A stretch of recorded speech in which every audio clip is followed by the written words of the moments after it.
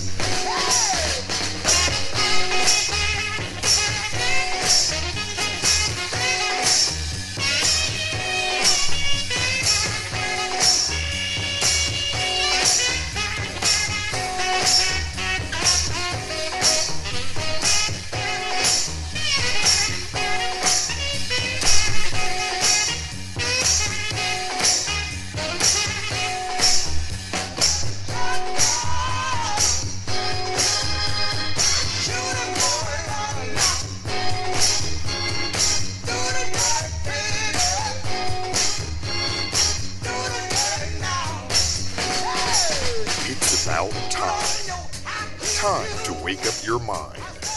Time to be informed, engaged, and empowered. It's time for the Eric Dawson Radio Show. Just wanted to call and say what's up. Oh, it's you. Hey, bro. Yo, what's up, man? Love listening to you. Thank you very much. We've got news from Essex County, New Jersey, and beyond.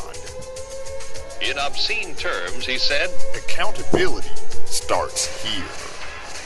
Now give me a beat. I'm concerned because we haven't elected people who, to me, have the acumen to begin to try to figure it out. It's the Eric Dawson Radio Show on RTH 2000. Hey, this is Eric Dawson, and this is the Eric Dawson Radio Show, 95.1 FM, RTH 2000. If I sound weird, it's because my allergies are really affecting me, and literally my ears are clogged. So even with the headset in, it's difficult for me to hear myself clearly. And if I sound like I'm dragging a little bit, I haven't taken any medication, so I'm just trying to push through the allergies until we get it worked out. And I want to say to all of the people who are viewing, if you see that the camera is backwards, so I'm on the other side of the screen, it's because on the Facebook thing there's a mirror image, and you're supposed to push that before you hit live, and I didn't do that. I'm blaming it. Everything that happens today, I'm blaming on my allergies, though. I'm telling you, I don't care what happens. Anything that happens today is because of my allergies. I gotta find something good to take too. I don't know. But I literally, when I tell you I want to just lie down and close my eyes, it's that bad for me right now. But it is Monday. We are 8 days away from Election Day in the city of Newark and Irvington, for that matter. But there doesn't seem to be a contest in Irvington. But there is one in Newark. And as we continue to say here, the contest in Newark is a fight for the very heart and soul of the city of Newark. And it is, in my opinion, a fight between a downtown mayor who's focused on trying to grow a city that doesn't include longtime Norkers, and an uptown candidate who is fighting to grow a city that includes longtime workers. Anyway, I'm here with my co-host Diane L. Murray Clements. Good morning. How you Good doing? morning, Diane. Good morning, Council. And I'm here with Councilwoman and mayoral candidate Gail Cheneyfield Jenkins. Good morning, everyone. And I see she's pulling into the studio now, so we're going to slide over and we're going to give her microphone 4 and get her headsets working. She's going to take that one. We have Donna Jackson, Sister Donna Jackson, stepping into the studio. Good morning. Good morning. And we're gonna get this all set up. But I'll tell you, and I'm gonna try to. Swing that chair on. You know what I want to do? What's that? I want to start this show. Welcome, Donna. Good morning. Good morning. Let me get you. There we go. And now everybody will be able to hear you just as clearly as I can. But what I want to try to do is there's a clip that I want to play, and it may take me a minute to get this up. So, Okay. while I get it up, So how was your weekend otherwise, Councilwoman? yeah, don't ask me. I'm telling you, allergies. It was good. You know, we were out there in the streets, Donna and I, coffee clutches, knocking on doors. Team Cheneyfield Jenkins, we passed other folks that are running for office in the city of Newark. And one of the things that we both ran across was people just feeling so fatigued by the lack of information and the fact that people are saying, there's nothing wrong with the water. People feeling fatigued at the debate that took place on Friday at the Ivy Hill School. And just what was disheartening for me and a lot of others was the way these forums are set up in these debates. The majority of the people that were there were City Hall employees. Okay, so there's the supporters already. Yeah, and so the biggest issue is these forums, and we have got to, on May 9th, construct a group of people who will come together and conduct debates in a proper fashion that gives everyone access, but asks informative questions. Right. And that will give people a criterion, a benchmark in which they can make selections. Well, we don't have many credible organizations in our community anymore. I mean, that really is what it comes down to. Whether you're talking about the NAACP, who is in the pocket of the establishment government, or we're talking about the Urban League, who, you know, is the same because they, quite frankly, rely on grants and other kinds of things that they need from the county or from the. I mean, we just be honest about it, right? And so, when you look and see that the NAACP is hosting something, you start to follow the money, and you realize, well, okay, they get this from there, they get that from there. Well, you know that it's not going to be a fair debate. I mean, that's just the truth. And so I don't know where you get Sunday morning, 12:30 in the morning, that we actually got the terms of the debate that's supposed to take place this yesterday for tonight's debate. Yes, Saturday morning at 12:30. Oh, Saturday. And I mean, at the end of the day, you're going to do the debate, but you know, on a national level and certainly on a state level, the terms are negotiated. You know, it's not that, the incumbent gets to pick what day it happens, what time it happens, the parameters of what goes on. Okay. And it puts a shadow over the sincerity of the But I say debate shame itself. on, you know what who I say shame on? Who? I say shame on the block associations in our community. Yes. Shame on district leaders in our community. Yes. Because the debate should be organized at a grassroots level. Absolutely. Right? Yeah. We're talking about municipal, local elections. Yes. So at a grassroots level, if you had 3 or 4 district leaders who were solid, who were not connected in a nefarious way with the establishment government, they could pull together 300 people to come out to listen to a debate. I mean, when you look at the debates that happen now, I mean, those debates, once you take away the candidates' people, right? Right. Room empty is. You move all of those out. You probably have 70 residents that are in there, or fewer, who are undecided. Right. So now, if you say, well, okay, we're going to get district leaders, can we go and find 70 people who are really interested in the issues being talked about in debate? You could do that. You could, It's but the doable. problem is with the community, they don't understand civics. So they don't understand their responsibility of putting debates together.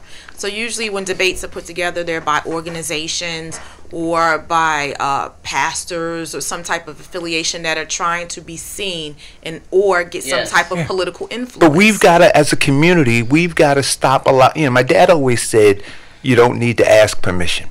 So we don't need to ask anybody permission to put a debate together. I mean, I remember in the South Ward, I think it was Doug Freeman, the district leader there. He called me up one night and he said, Eric, some church was supposed to hold a debate, and then John James, didn't fit within his schedule, so they canceled it, but they didn't tell my candidate, and they didn't tell Terrence Bankston. And I asked him, and if Doug is watching, he knows I said these exact words. I said, why are you whining? You're a district leader. Damn it, get out there and organize your district and hold a damn debate. Right. What are you doing? Why are you waiting for that pastor to put a debate together? You don't have to ask anybody's permission. And my understanding is there's a debate that's going to be taking place in the South Ward. So this is what needs to happen. We have to stop waiting, especially when we know the motive of all of these folks. It doesn't have our best interest at heart. And it doesn't give the community the information that they need 100% right. to make an intelligent decision as to who has the acumen, Right. who has the ability to lead their community. And then you know what the debates deteriorate into, to be honest with you? Because I Fist debated... fight? No, not fist fights. Well, not a fist but fight, I debated but a for verbal 2 fight, years yeah. when I attended Science High School. Mm-hmm. You debate... You understand your audience. That's the first thing about debating. Right. To understand the audience. So now if you have an audience where you have 200 people from your side and 200 people from the other side, and you can't discern the people who are in there who don't know, then what it deteriorates to is playing to your base. Right. Not only And playing to your base, it deteriorates to the lack of participation. yes. Because when I looked around that room on Friday, I saw very few West Ward residents who weren't connected to either side. Okay. So then what are we doing these forums for if they're not going to be able to help voters make informed decisions? Because that's what the purpose of a debate is. It's not a popularity contest. It's not a contest to see who gets the most cheers, who gets the most hand clapping and foot stomping. It is supposed to be about the issues. Right. And so my understanding again is, and I find this to be pretty hysterical, the administration continues to try to persuade people that they are not employing intimidation tactics. Yet I was told that at the debate in the West Ward, you had top police brass there. You had an enormous amount. I mean, people were texting me saying, Eric, I can't believe how many, like, top folks were there in uniform with their stripes and their bars and the whole bit. Wow. And so you look and say, well, okay, if you really want to create a welcoming environment for people to come and, again, hear from the candidates, why does it look like a police state? In addition to that, some folks that were there, and I'm grateful that they did do it, took pictures of police officers in uniform actually passing out campaign literature from Team Baraka. Wow. Now, if that's not an abuse of power, it's bad enough, $200 was spent for the police escort for the DJ, and the justification was the campaign reimbursed the police department. It should have never. Well, been first done. of all, it never should have happened. And when they say there's an investigation that's ongoing as to why lights and sirens were used, well, hell, it was only 2 cops in the car. How long does that investigation take? One of them pushed the button, and one of them pushed the sirens. well, here's part of my issue, and Donna, I'm gonna ask you to weigh in. When I listen to Mayor Baraka, whether he's talking about what he calls the normality, he said it's normal. It happens all the time. We always do that. Whether he's talking about sending police officers to do those kinds of things, or when we were talking about I heard him in a previous debate talking about the lawsuits, and he was saying this happens in every administration. My understanding is that all of the people who marched, and I saw this big parade of people going down Bergen Street, being led by his bus in 2014. Those people didn't want normal. Right. Because normal was wrong for the community.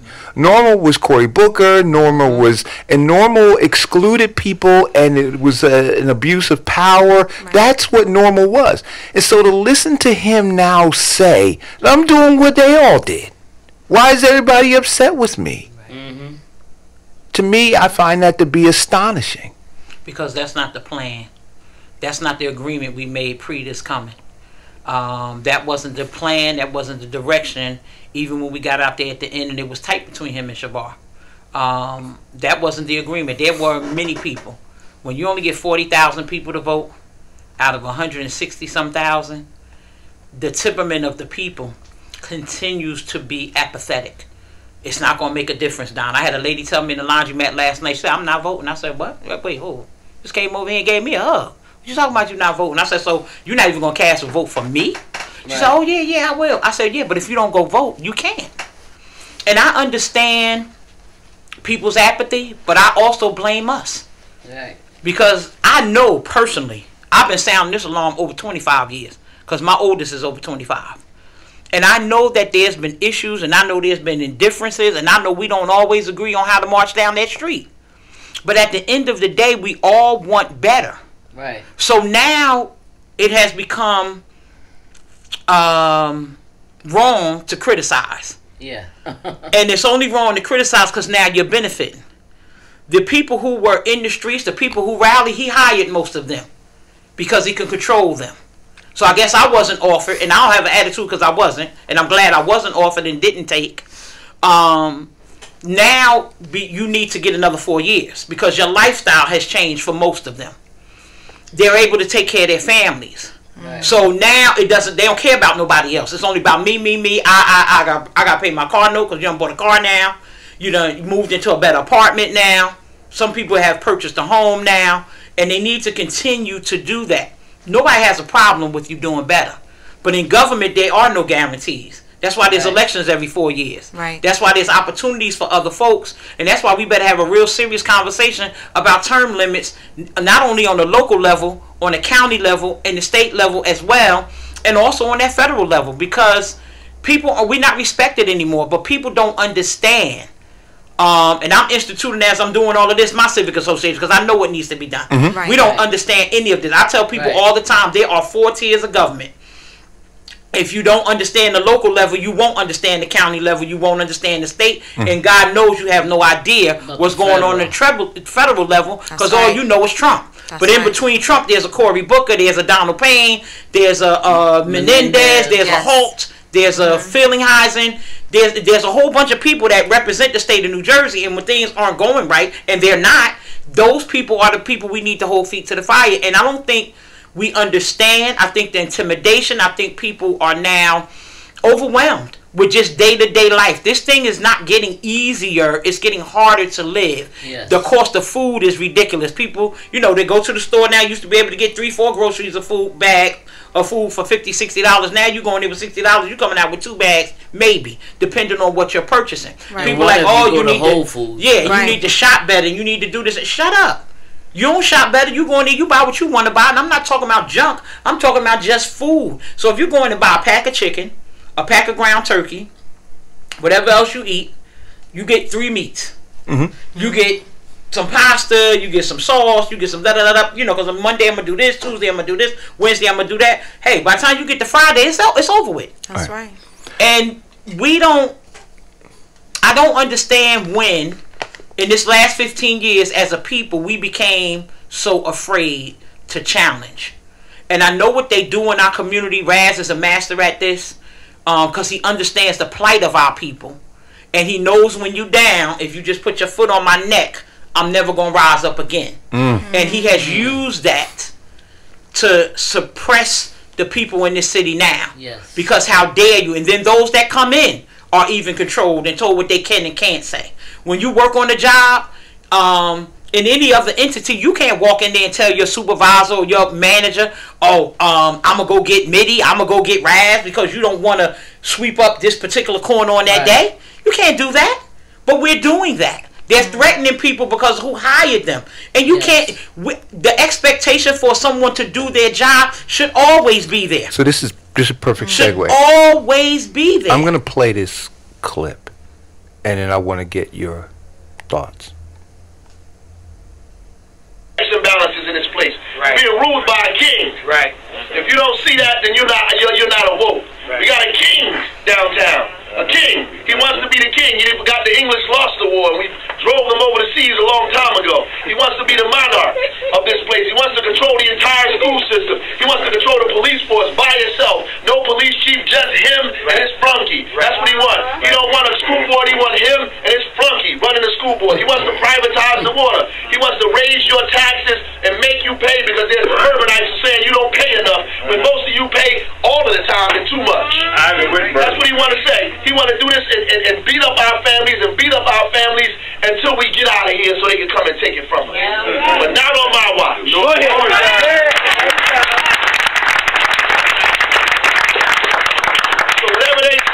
they can say whatever they want to say, but they ain't going to never say that I was with them. You can spread all kinds of rumors they want, but they can't never say we ain't fight back. History will never record me as a capitulator. History will never record me as somebody who took the money and turned my head, who stopped speaking loudly, who went with them out of the convenience because they gave me a job or made me feel good or gave money to my church. That's my family. They'll never be able to say that about me. Until the last days of my life, history will always say I was opposed to these people to the very end. And I'm. Wow, that's powerful. Words are powerful. Now, you got to take a deep breath after hearing that. No, you got to be angry after hearing that. Yeah. That's not no deep breath. Particularly for those of us who forged forward in this community, who stood with them side by side with you to fight a Booker, to fight a Joe D, and then you come and you lay down and just give your entire self to them with no regard for anybody else. And there's, you know, the minions are trying to defend this, but you can't. They're angry because those very videos we're all in. And they're angry now because they're being shown, yeah, you was there. Wow.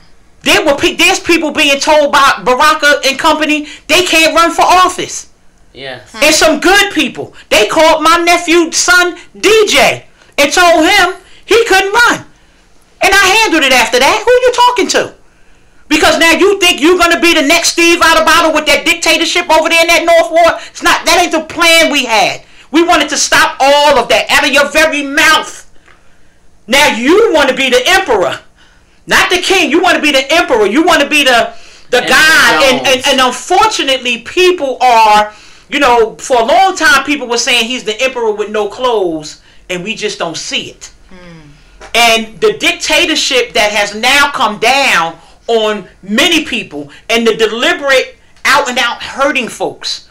I mean, taking people's salary. I mean, having people removed that work for community-based organizations, closing down programs under community-based organizations, and having people deliberately written out of a budget because you don't want to deal with them. And the reason we can't get to where we need to get to, because when you on a team and you the leader, somebody got it. People come, oh, Donnie, you shouldn't have said that on Eric's show last week, or you could have said it a different way. Well, guess what? You know what? I have my way of saying it. You have your way of saying it. But at the end of the day, we all have the right to say it.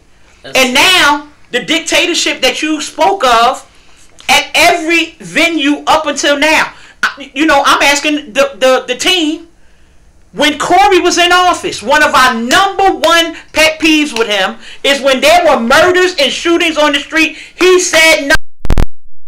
So I'm asking the team now, when is the last time Mayor Baraka said anything about a murder or a shooting or a stabbing in this city? When is the last time he said something about a mission? When is the last time he got involved with a family who has lost or had an injured child?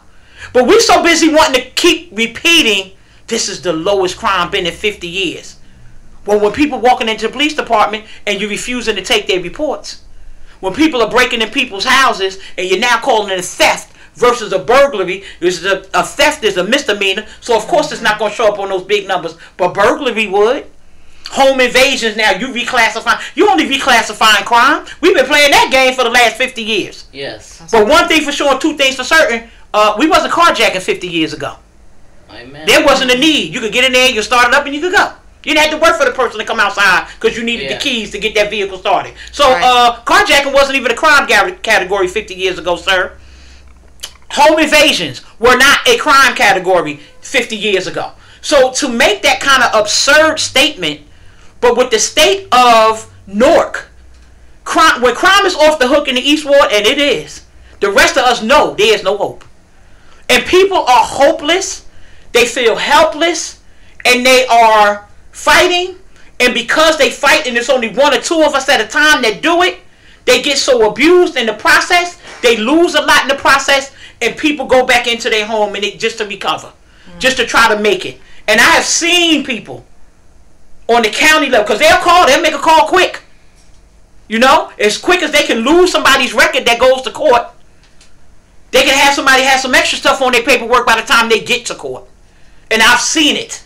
Not only on that local level, but on that state level. In terms of a prosecutor being able to make the decision as to whether a charge stays in low court or goes up to high court. They are doing that on a continual basis. They are hurting people who won't go along. And you don't have the right to do that because somebody doesn't agree.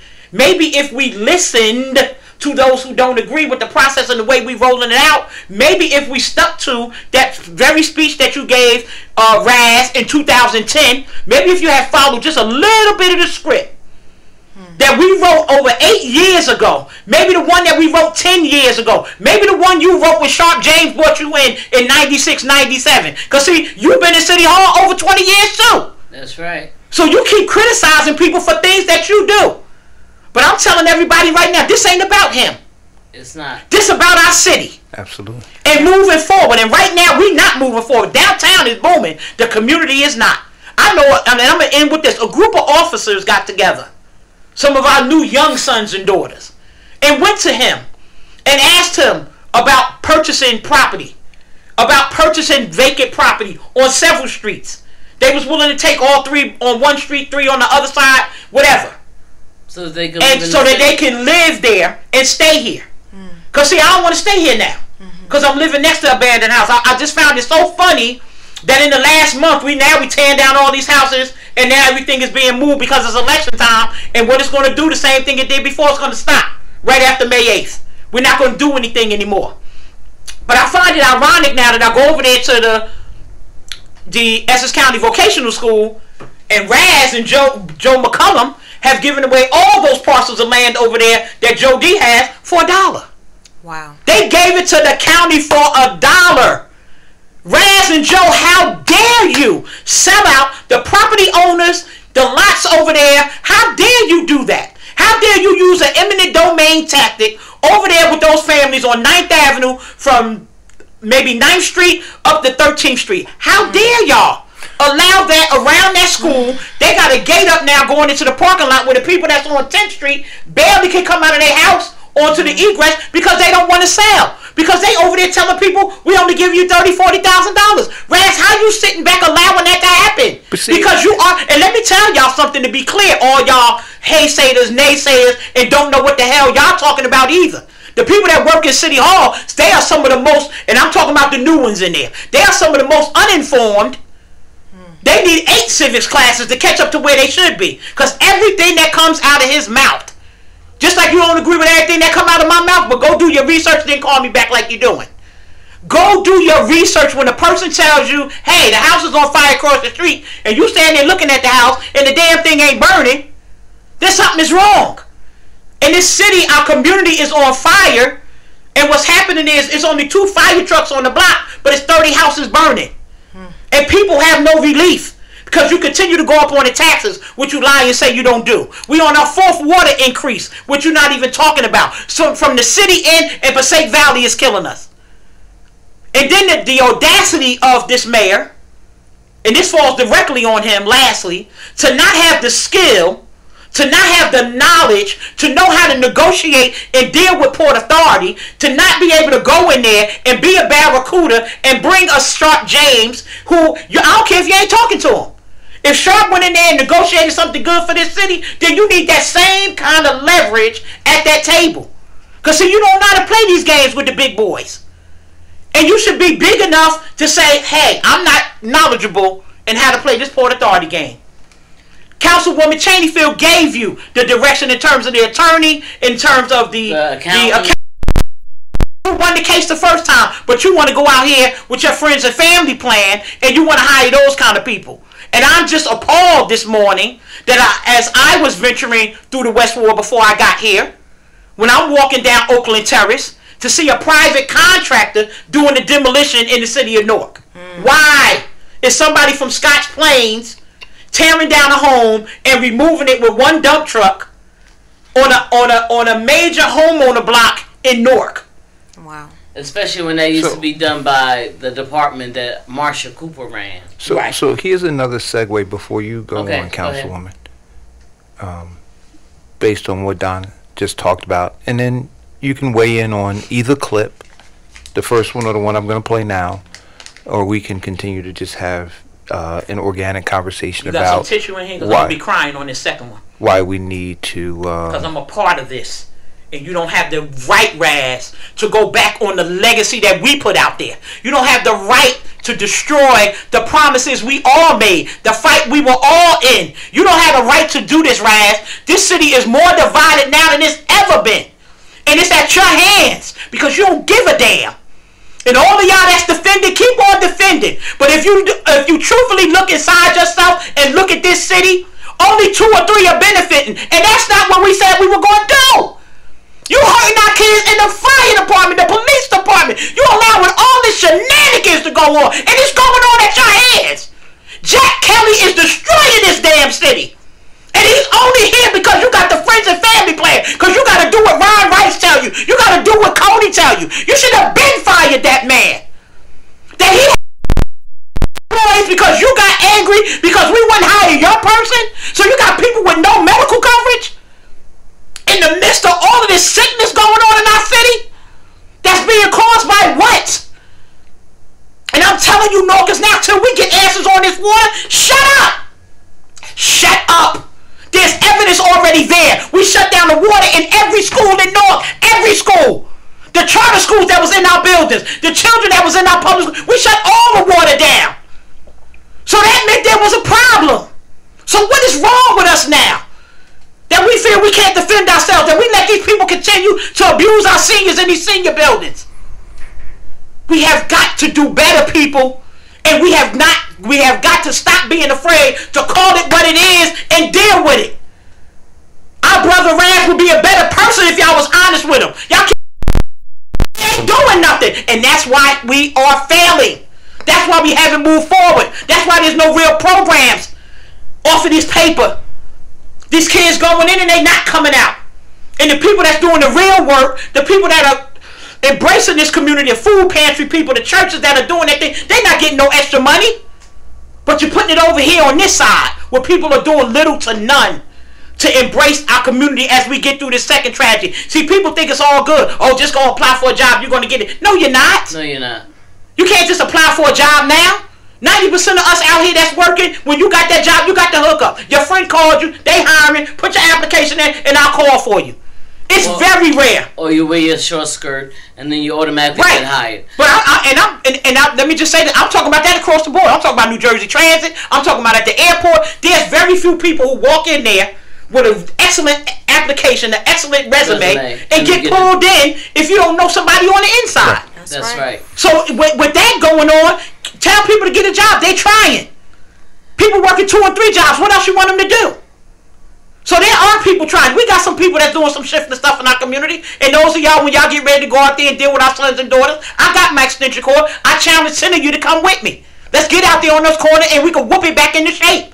Because it's not going to happen in the household. The households are too broken. I see your comments on Facebook. Oh, we got to fix the family. Okay, well, guess what? We got very few families to fix. Correct. So, we were talking about...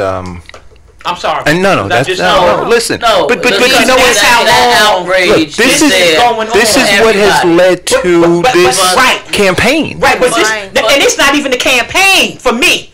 This is blood, sweat, and tears that we poured into on these streets that came up with a different agenda when we got in there that was supposed to happen. I'm not talking about... I know what you mean. Come on. I'm not talking about a mayoral's campaign. I'm talking about a campaign for the people. Yes. There was a campaign for the people. And even in 2014, because me, you, and Cassandra, we met on Broad Street, right? And we talked and said we were on different sides of the election, but the passion for the community is the same. And so at the end of the day, the common goal was that we needed to liberate our community from the county. And irrespective of who was in there, the fight should have been to support them to liberate our community from the county. And that's not happening. And the issue is, Eric, when we turn around and listen to that tape, was it a self-fulfilling prophecy? You know, we may have been thinking that he was talking about someone else. But when you turn around and you use the same tactics of the oppressor to oppress your own people and not apologize for it, when you turn around and hurt your people, destroy lives because you fire people because they don't agree with you, when you turn around and suppress citizens from voting by saying to our senior citizens that if you vote a certain way, we're going to know because we're going to be able to count it on the outside of the voting machine and you're going to lose your apartment, to intimidate those on whose shoulders we stand, those people who got bit by those dogs, who had the water hoses turned on them, who fought at the lunch counter like a Donald Bradley and others, who sat there and got beat in the head like John Lewis. And we turn around and have the black militant in 47 years of black leadership turn around and bring an incompetent white business administrator to the city of Newark and allow him to stay and allow him to roam the halls of City Hall when he's not on the golf course, and have women who worked for him have to be transferred out of his office because of sexual harassment issues, and you allow this man to stay. When you allow this man incompetency, your anger, your misguided fight towards a vendor and you turn around and put everybody in jeopardy because of the health insurance, and you don't even have the audacity, you don't even have the ability, and you don't even have the acumen or the care and compassion to say, let us stop what we're doing right now and fix this health insurance crisis. Because we have a health insurance crisis for not only the retirees, but for the people who work in the city of Newark now. When you have a person who will not sit down with the city hall employees, unions, when you have somebody who won't sit down with the unions and offer them something that will help them. Some people haven't had a raise in 16 years. And then you turn around and violate the law by signing an executive order to give a couple of people in Local 21 higher raises, and you leave out the rest. What you're saying to those employees is, I don't care about you. You're not in the circle. So if you're not in the circle, you will not be taken care of. And then I heard people say, well, Gail, they're saying if you get in office, all of the city hall employees are going to be fired. That is an absolute lie. And I know that other elected officials have used that. Corey wrote a letter saying, I'm not going to fire everybody, and they did fire a lot of people. If a person in the city of Newark is doing their job, and there are hundreds of them that are doing it, thousands of them, I should say, that are doing their job, then Gail Cheneyfield Jenkins' administration would never get rid of them. Because of one thing I said, we need a desk audit to see what people are doing at those desks and in the fields, and we are trying to make sure that they have the tools and the resources to do what they need to do. I get so angry when I hear people say, oh, Gail was bashing the sanitation department. Gail has never bashed the sanitation department. As a matter of fact, before he went out and did 2 publicity stunts to feed the sanitation workers, Gail went down there genuinely and said to them, thank you. You out there in the rain, sleet, and snow. You're out there in the heat. You're out there picking up those heavy behind cans. You're out there with people who are on the truck with you who refuse to work because they're politically connected. And Gail Cheneyfield Jenkins was saying to them, thank you. We appreciate what you're doing. The citizens appreciate you. I appreciate you. But most importantly, you are the backbone of the city. Because next to police and fire, are people in sanitation are the people on the front line. Because they're putting their lives at risk. A car could come around that corner when they're trying to pick up that garbage and hit them. They can turn around and get shot because they're riding with gang members. Okay? The people in the city of Newark, if they're doing a great job, the thousands that are doing a great job, they're going to stay. Because they're going to be able to look at that person who they have to train, who doesn't have the experience, who doesn't have the knowledge, and doesn't have the compassion or caring to learn the job, that want to pick up the phone and say, I ain't got to do this. You're going to be able to watch that person walk out the door. Because those are the people who need to leave. Not every single person in the city of Newark. That would create anarchy, but most importantly, that would be totally dishonest. Because there are people in the city trying to do the best that they can under the force of the people who are oppressing them. That's right. That they threatened the local 21 members at that council meeting. They threatened the police department. Taking their names as they came into the council meeting. So I want to say this real quick for all of you that are up there. Hey, everybody. Today from 11 to 2, Local 21 will be on the steps of City Hall demanding a fair contract. I think at the very least, as people, we need to go out there and support the workers who have families to take care of, but take care of the business that is being conducted in City Hall. I think it's just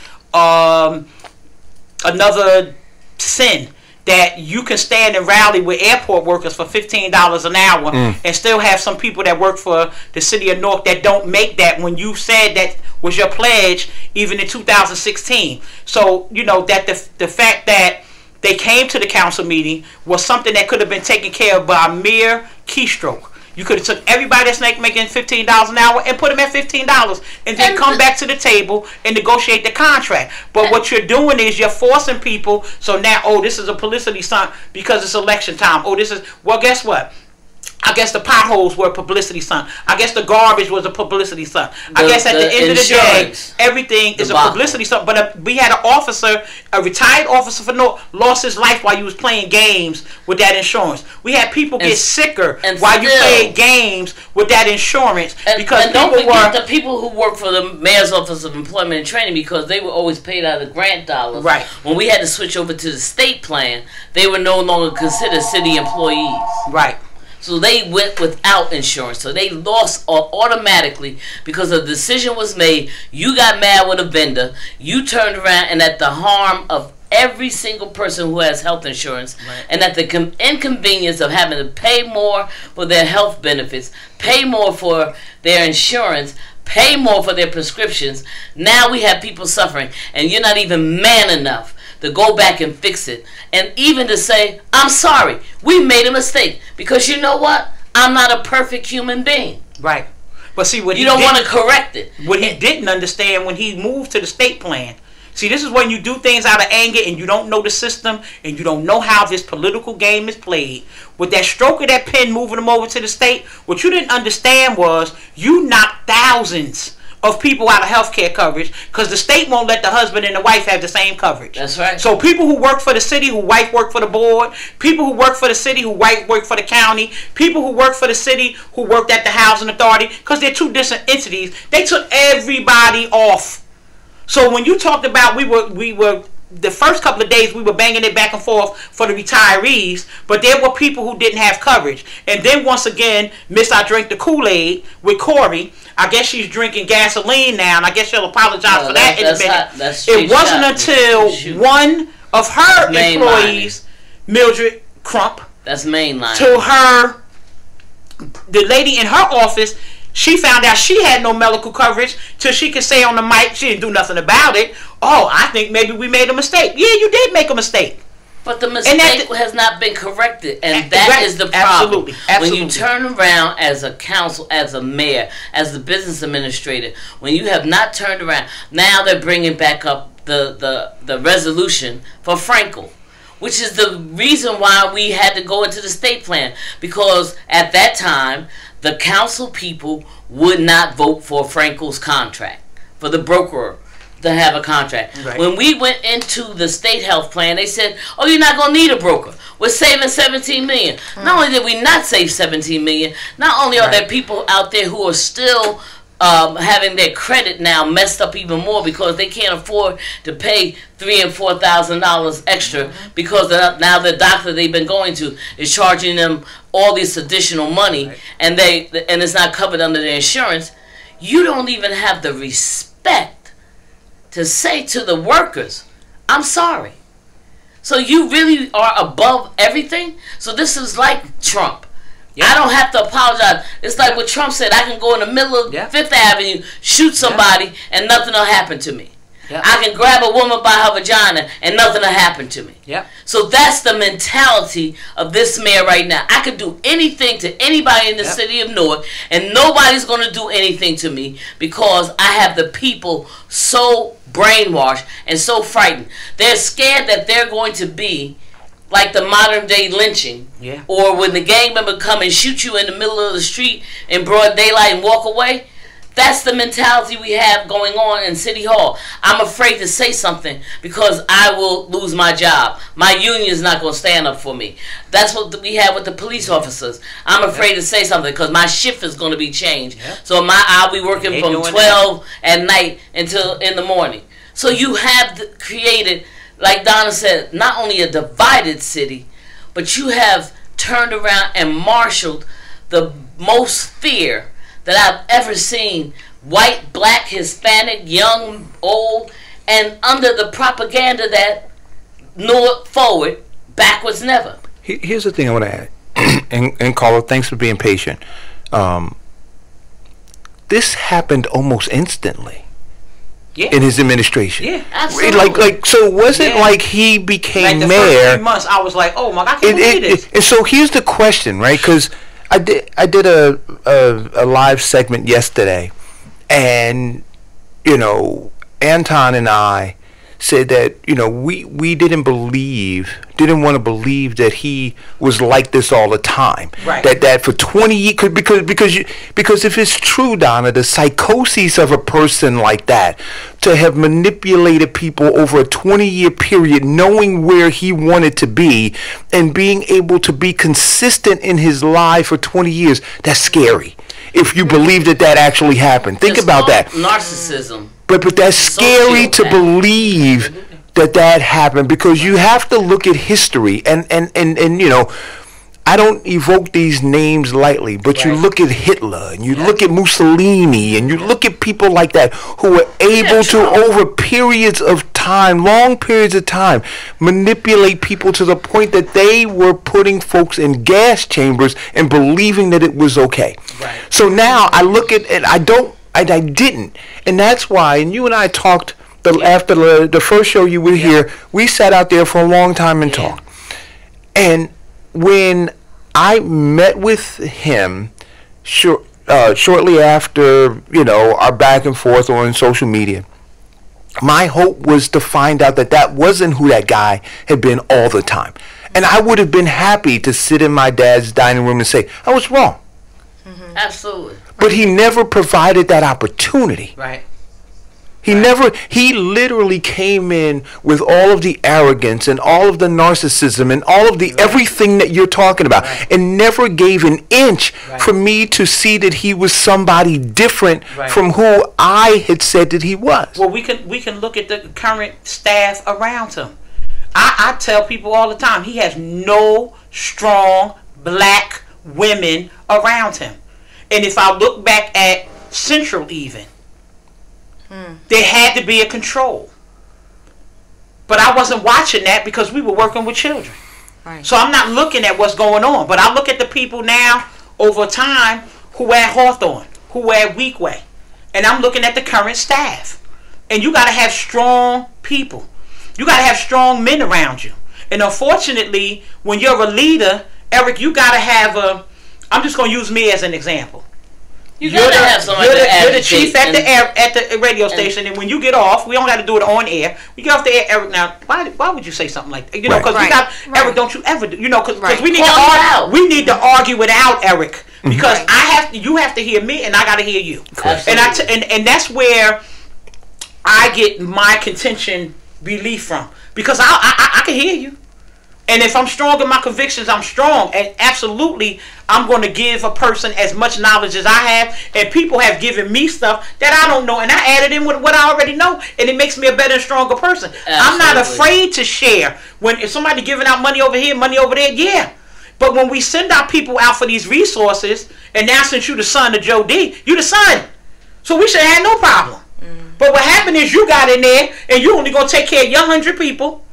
And the hell with the rest of us. You don't care about the seniors. You don't care about Miss Wallace, who broke her neck over there. Our old house getting ready to fall over in the street any minute now. You didn't even feel that was enough to reinstitute the senior homeowner program that we had in this city forever. That Corey took out of place. The police academy. The police academy is instrumental, but I'm looking at seniors who are now taking, as I'm out here talking, and I know you're getting the same thing, they're giving 10 and 15 and 20,000 cash. Yeah. They taking their savings because the roof is falling over and the sister got sick. There's a lady on Farley Avenue. She gave the roofer over $15,000 cash money out of her savings, her last, because her sister was coming, the water was running through. The man came, put some, because she got one of them old houses, so she got the silicone, the silo top on the thing. So he went, he patched that up, put a little other patching on there.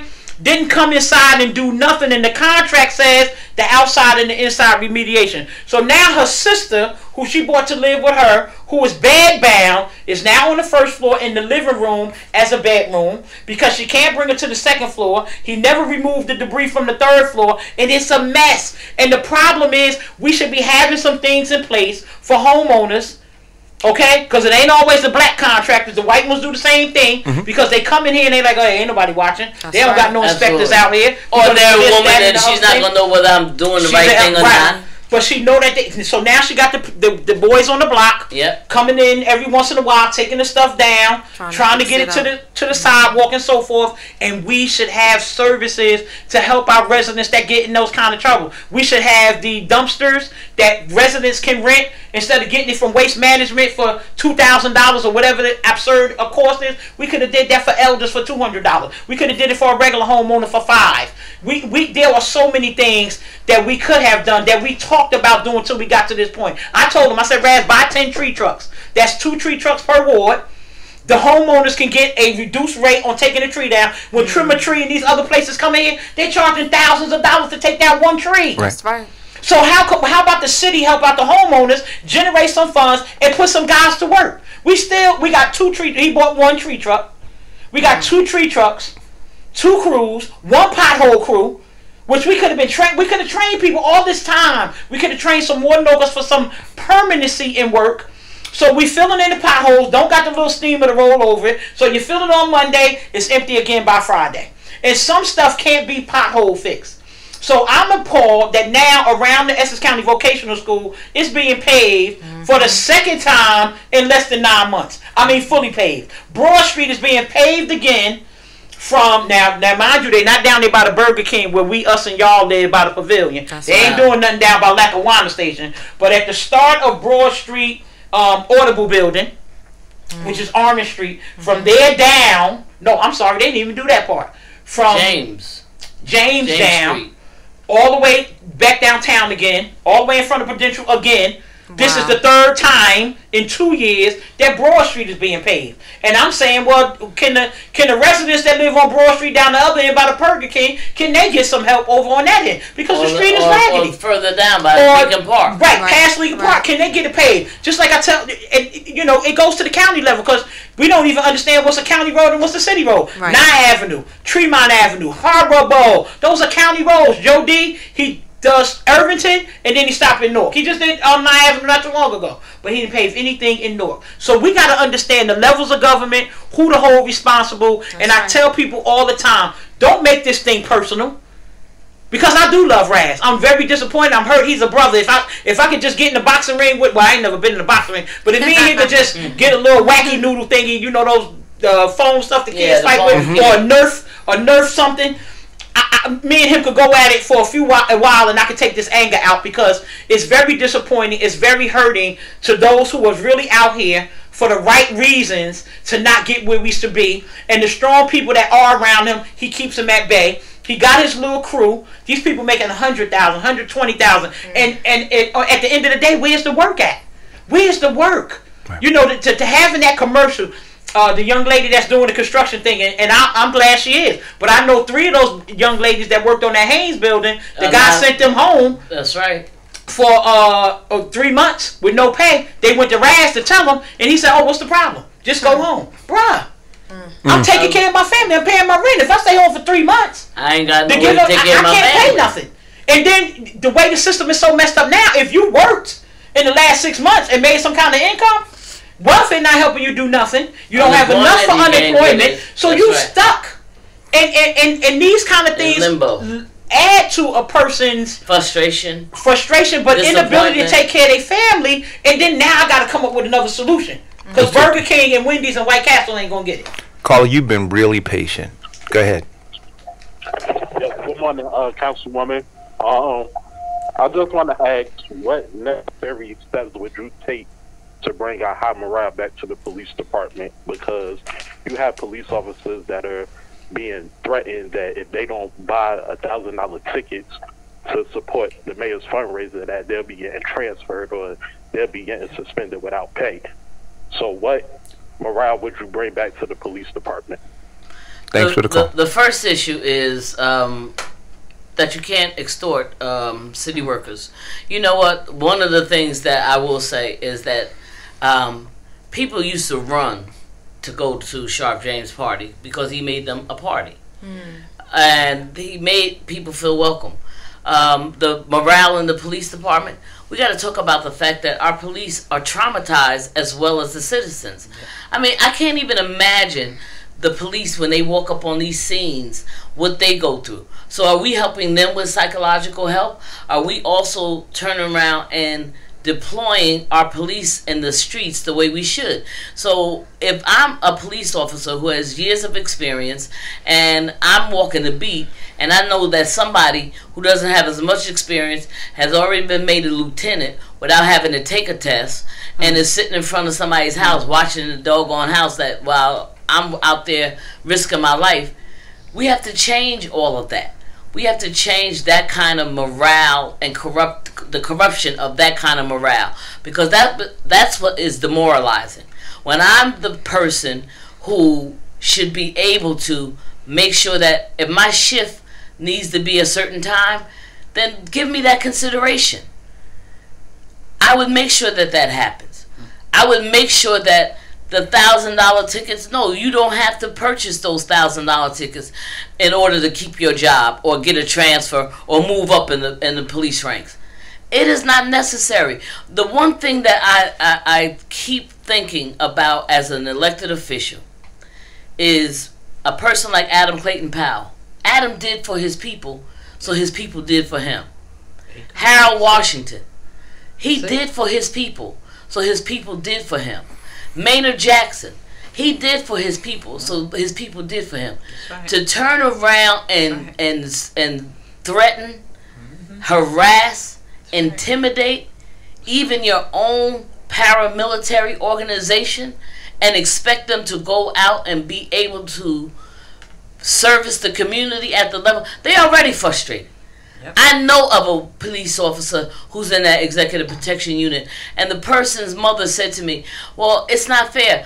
My child had to buy a $1,000 ticket and wasn't even going to be able to go to the damn ball. All right? So that kind of nonsense has to stop. It's not necessary. And for people to say it's normal, oh, well, Sharp did it, or Ken Gibson did it, or Corey did it, it's, you know what? It sounds like what we're talking about with Trump. We keep expecting what Raz is doing now as part of normal. And he's gone way beyond what is normal. Right. So we're going to take our 11 o'clock break. We're a little bit late for it. But when you talked about, you know, folks, you know, they love folks, so folks love them back. We have to look at what Machiavelli said. And is it better to be feared or to be loved? And it seems as though Mayor Baraka has taken the road of having people fear him in order for him to maintain power. And when we come back from the break, this is what I want to talk about with you. When people fear you. Got to be careful when people fear you. When you keep pushing me back. But this is what we. But I think this is the groundswell that we're seeing now. Yeah, absolutely. Right. Absolutely. And when I come back, Donna and Councilwoman, what I want to talk to you about is this. My dad always warned me through politics in Newark. He said, son, he said, you have to be really, really careful in protecting the 3 jewels of Newark. And he said, it's the Housing Authority, it's the Board of Education, and it's 920 Broad Street. He said, because anybody who has all 3 of those, they have the majority of jobs. Yep. Wow. And those jobs equal troops, which equals power. Loyalty. So when we come back from the break, I want to talk to you about that. And I see that council candidate Hector Cachado has just walked in the studio. So we'll get him mic'd up and set up. We'll be right back, guys.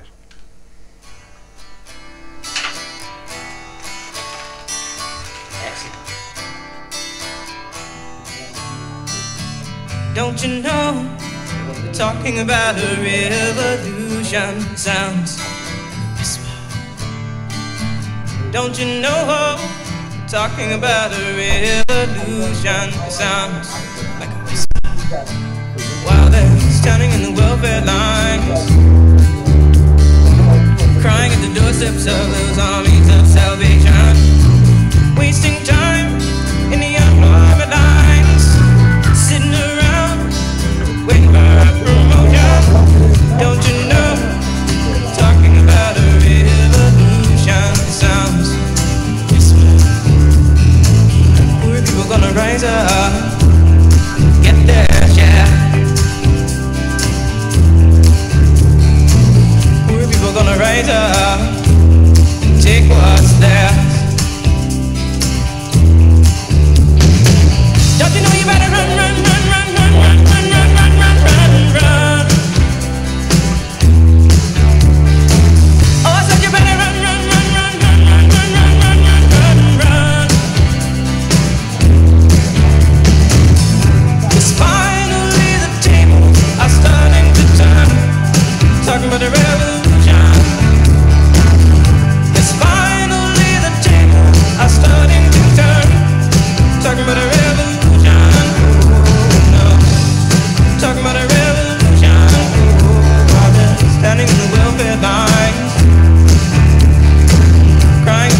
footsteps of those armies of salvation, wasting time in the unemployment lines, sitting around waiting for a promotion.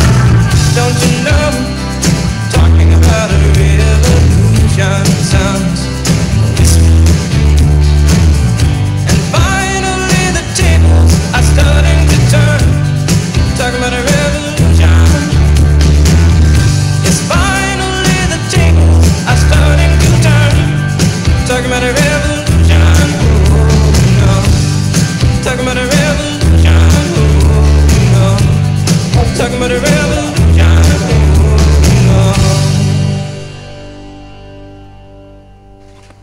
All right. And, you know, we are talking about a revolution of sorts. Is it a whisper? I mean, it's a whisper. It's a whisper. Here we are, a week before the campaign election. is too quiet, they're saying. Right. Voter suppression. But there's no ballots out.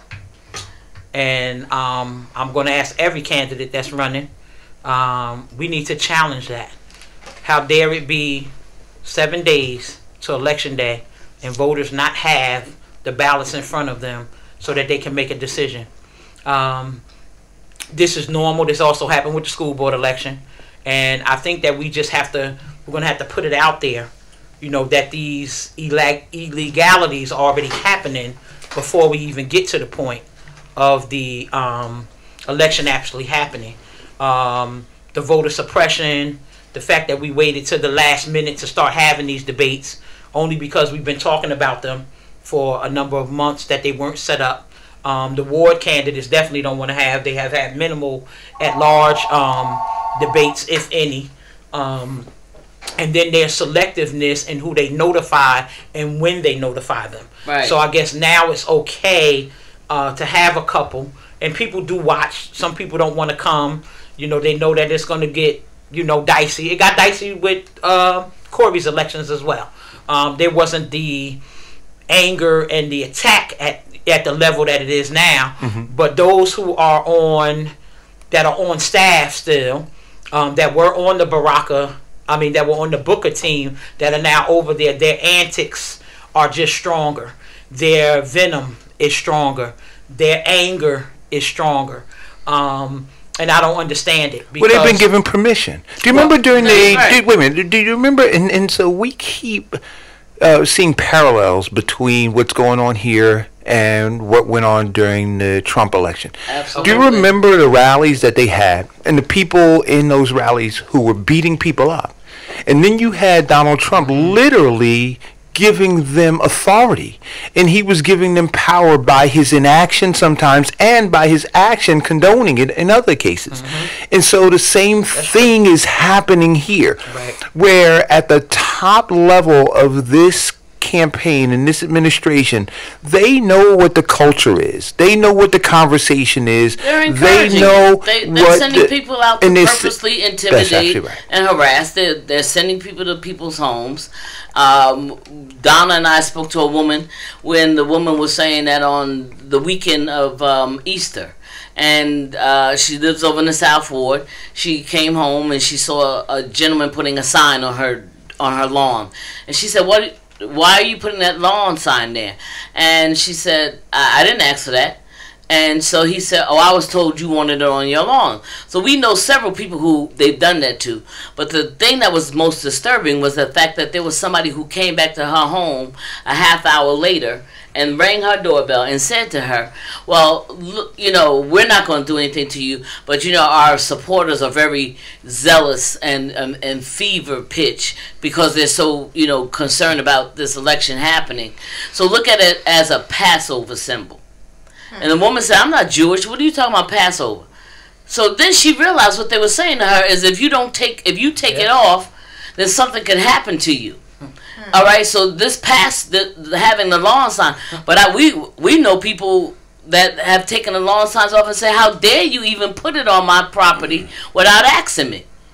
So you have people who we've gone to their door, right, Hector? Right, Donna? Yeah. We've gone to their doors and rang it, even if it says Team Baraka, and they said, I didn't put that out there. I just left it out there because, you know, I don't want no trouble. Right. So when you turn around and have the mindset of the residents that there is gang retaliation that's going to happen to you. You are physically going to be hurt if you don't go along, or you don't give them the impression that, or your property will be damaged, or something will happen to you.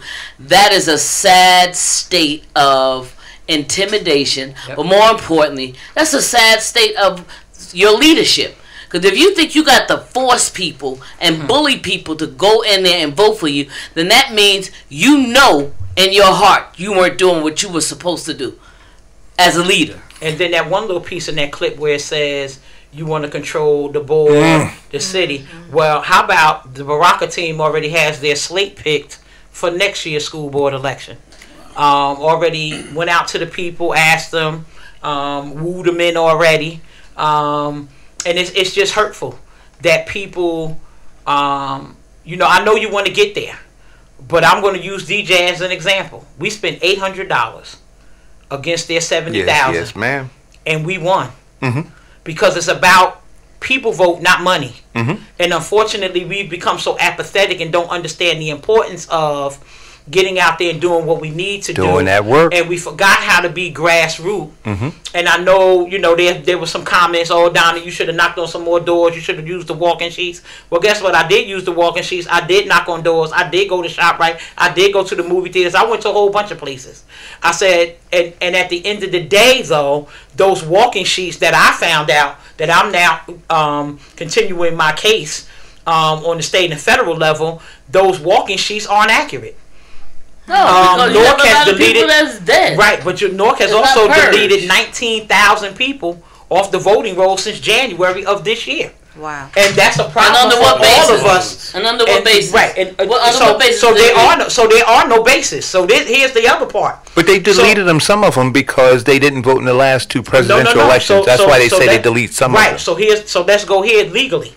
Under the state of New Jersey, no one can be deleted or removed off the voting rolls except for them having a criminal record. It's the only instance a person can be removed and or deceased. All right. So, they also cannot use the rule, because the judge ruled that in my thing. He said, well, there's a federal voter suppression piece going on right now, so I'm not going to allow you. He told that to Mr. Lewis. I'm not going to allow you guys to say that you can take people off who haven't voted in the last two presidential elections. So you go through all that and you go through all that. So I'm going to say this now. In 2011, when I went to vote for the school board, I was not on the voter roll. I've been registered since '85. Somebody kicked me off. So I had to vote by paper in 2011. In 2011, I was forced to re-register as well. I pulled the voter sheet down. My when you pull the master list down, it tells when the person was registered. Right. My grandmother, Lillian Jackson, was registered in 1938. My grandmother has been deceased now 10 years. And she's still My grandmother ain't voted in the last 3 presidential elections, but she's still on there. So, like I said to the judge, I said, well, when they're saying the reason they're deleting people from the system, even if it was for the last 2 presidential elections, I maybe go with that and then check and see if the person, you could check right in the county clerk, the city vital statistics office, and see if the person's still alive. If they're not, then take them off. If they're not living, take them off. If they are, leave them alone. Because there is no requirement even on the voter registration application. It doesn't say I signed up today to vote and you got to vote in the next 15 elections or we'll remove you. So there's no language even for that. So there's so many games and gimmicks and things that are played. The games that they play because they know about the absentee ballots and all this other kind of stuff. Yes. We just have to get savvy enough to understand and wanting to do an honest election. Hector's been, you chime in there. Hector's been through this a number of times. Gail's been through this. This is only my second time going through this. I ran for school board in '98. Marasco calls me, Miss Jackson, you won. Come down tomorrow morning. They called me about 11:30 at night. I go down the next morning. Oh, you missed it by 4 votes. Absentee ballots that came in. 4 votes. I said, how did that happen? When you get a final count like that. So I knew then. Right. That there's a lot of games, and we understand what Essex County does, and that's why we need to be clear and cognizant about what's going on, and understand that if we come out and vote as I told the young lady last night who at the laundromat who told me she ain't voting. I said, okay, well, you just said you support me.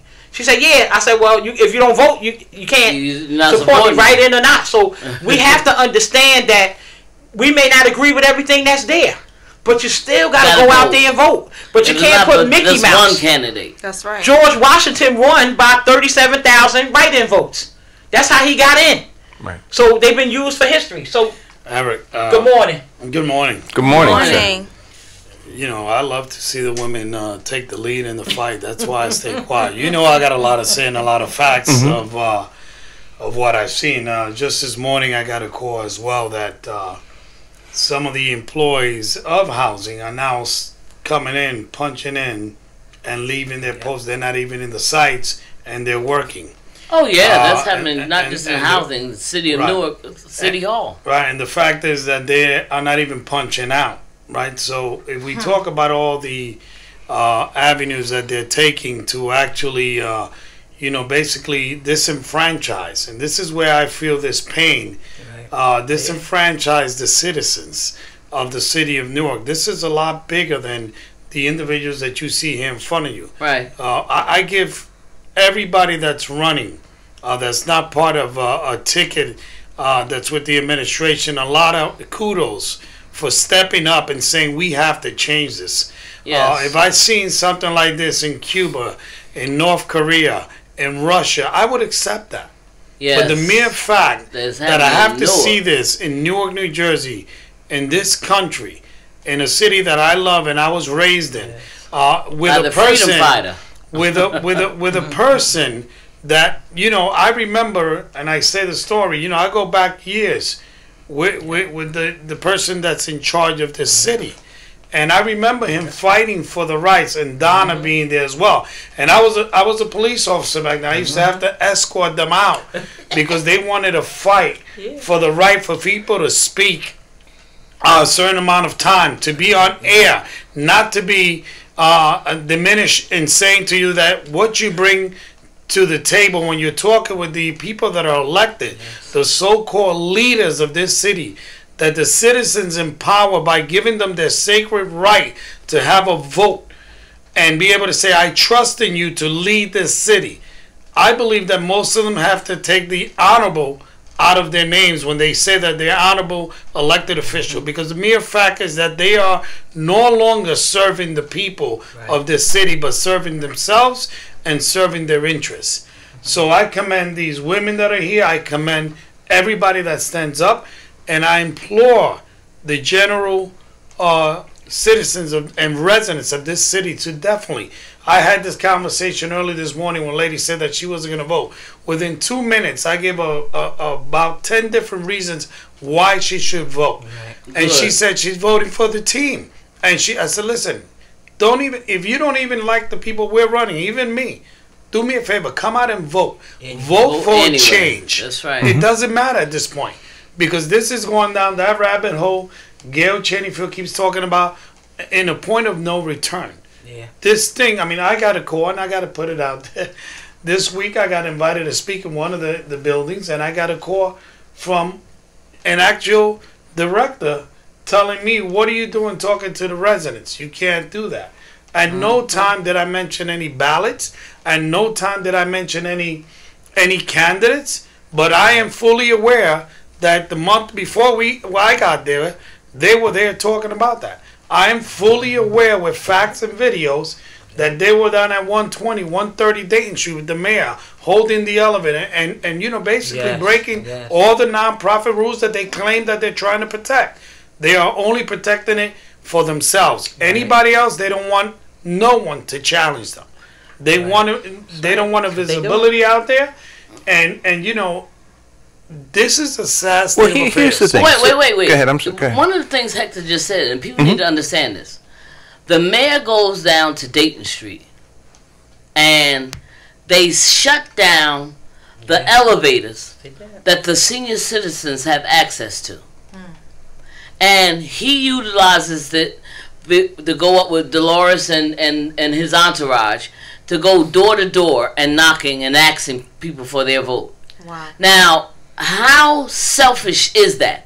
That you would put seniors at risk when we already have issues on a daily basis with elevators breaking down in senior buildings or high rises, that you would have the manager of that building, housing authority, shut it down. How we went to Victor Cirillo and said, Victor Cirillo, you are the new housing director. How the heck are you allowing the other side to go in unfettered, unbothered? They can have bingos, they can do parties, they can have the seniors come in, and you won't give access to anyone else? And he said, well, you know, people have to request. We did it in writing. We made the formal request of 500 Broad Street. It was ignored. It was denied. So one of the things that's going to happen on May 9th, we are going to turn around and bring up all these things because the citizens of Newark are going to have their voices heard in court, because we're going to sue because of the illegal things that are happening. Because, you know what? Because they've been so arrogant, so bossy, but more importantly, so deceitful that people have taken pictures of them. Even when they were at the sanitation department. I mean, the guy Shahid Emmanuel, he got pictures of it before anybody else did. So somebody was taking pictures and sending it to him. He posted it on Facebook immediately. Yeah. So people are tired of it. They're afraid to come forward. Right. But guess what? On May 9th, we're going to gather all of that information, because before the primary, we are going to let people know how they were disenfranchised, how this system was used against them, how their voting rights were taken away from them, how the ability to hear from all sides of the candidates. I remember in December getting a call from locals, from the guy, Mr. Brown, from Local 32 BJ. When he turned around and said to me, well, we have to interview you with our members for the Central Ward candidacy, and they're all here. And I said, well, wait a minute. First of all, it's December. Everybody has not declared their candidacy for the Central Ward. Well, it's just you and Miss McIver. So you already ordained her as the only person who will be getting access to your union membership? How dare you be that insulting? Gail, I just want to... Before you do that, let's take this call. Hello, caller? Good morning, Eric. It's Dave Tucker. How are you? Good morning, Dave. Good morning, ladies. Good morning. How is everybody? Good morning. I would like to address my comments to Councilwoman Jenkins. Unfortunately, I'm not a resident of Newark, or I'd vote for you 100 times. I'd figure out a way to do that. Well, but you can do it because they're doing it anyway, but go ahead. I'm sorry. Thank you. I want to wish you the best of luck, and I want you to understand, which I'm sure you do, that this movement that you're creating is not only a movement in Newark, but it's a movement in Essex County. For you to go in and defeat the machine that Joe D is running is going to give the whole county a new positive direction. Have other people realize that they can come in other municipalities and not be afraid to go against Joe D and go against everybody underneath him that's corrupt, including Ross. So I hope very, very much that you become the next mayor of Newark and you open things up for all of us residents of Essex County. I'll let you go now, and good luck, Councilwoman Jenkins. I love you. Thank you very much. You know, Hector challenged the machine in 2002, and it was anticipated that he was not going to be victorious, and of course he was. On June 22nd of 2017, I made a conscientious decision not to get up on the steps of City Hall with the team Baraka as the Central Ward council person. I was not running for mayor at that time, but I was standing up for every City Hall employee who was intimidated. I was standing up for every City Hall employee who knew that they had to train somebody who was incompetent and that person had the job over them. I was standing up for the City Hall employees who were being forced to do things in order to keep their jobs. I stood up for the women who were being sexually harassed, who had to have sex in order to get their jobs, keep their jobs. I was standing up for the Newark resident who was not getting services just based on the fact that they didn't know somebody downtown.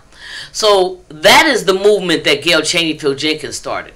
It was not a mayoral movement. It was just a movement to say to the Baracas and to the people who represent and the people who they are in collusion with, because it's collusion at this point.